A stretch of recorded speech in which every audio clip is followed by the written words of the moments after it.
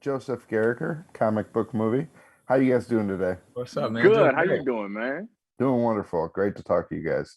I wanted to start by asking Greg, Tarzan, had you seen the movie, the first movie prior to becoming involved with this one, or did you I have to watch it during research?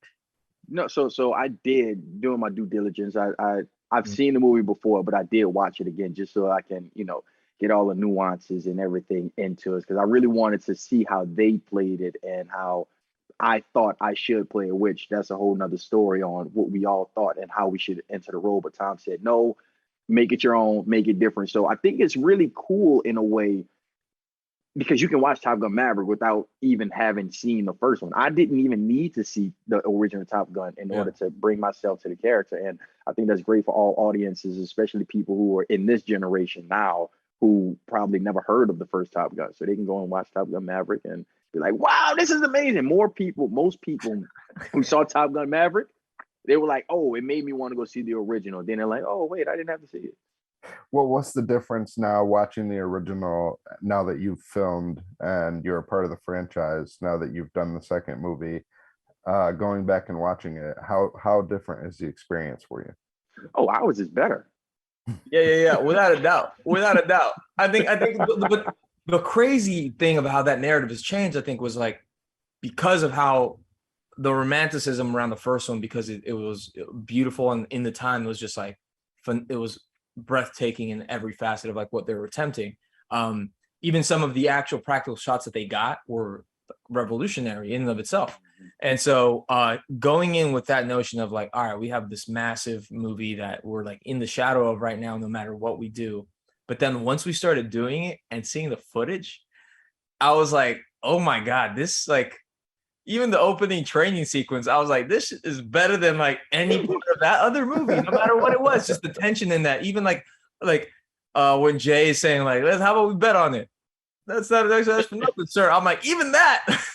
Yeah, I Like, mean it's that was the goal though to yeah, outdo the first one. And absolutely. Tom doesn't do anything unless he can outdo himself. And he presses the envelope to try and do that, and I think we did it. The differences I see now is how we see Pete Maverick change, evolve. So Yeah, what I always tell people is like the people who grew off of the original Top Gun, who grew up on that, they kind of go on this journey with Tom, with Pete Maverick, because now he's in adulthood. Now he kind of got to kind of take care of, I don't want to say children, but people younger, mentors. So it's almost like being a father or mother mentoring their children themselves. So I think that was a great comparison. And that's why the yeah. sequel works. Well, one of the reasons, many reasons why this sequel works.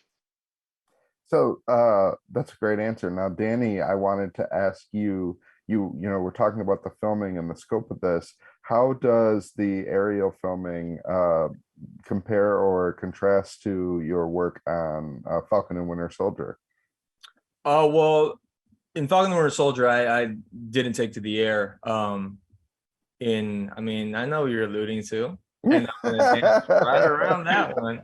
But I think what it has brought, the experience is gonna bring to, I think all the work that I do for the rest of my life, outside of the just the Marvel universe, but I think in every facet of it is filming in the air. It shows you the extent that you're able, like what you can handle, and it breaks through these glass ceiling that like you think that you had this cap, but then you burst through it and like you're able to like had to wear 7 different hats while we were up there. We had to clean our visor, we had to make sure makeup was done, we had to memorize our lines, we had to memorize what line is coming out when, dependent on the sun and where in the route we were or what part of the mountain we were, in order for it to edit with the other sequences within that same moment. So we had to like, if we missed the beat, it would be obvious that we said that line at a different place and when Rooster was flying in that third act. So everything had to be like a precise like watch.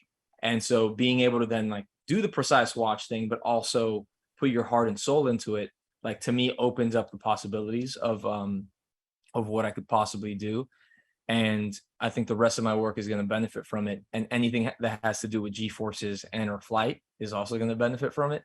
Whatever that may be, whether it's my private pilot's license or another part of my career.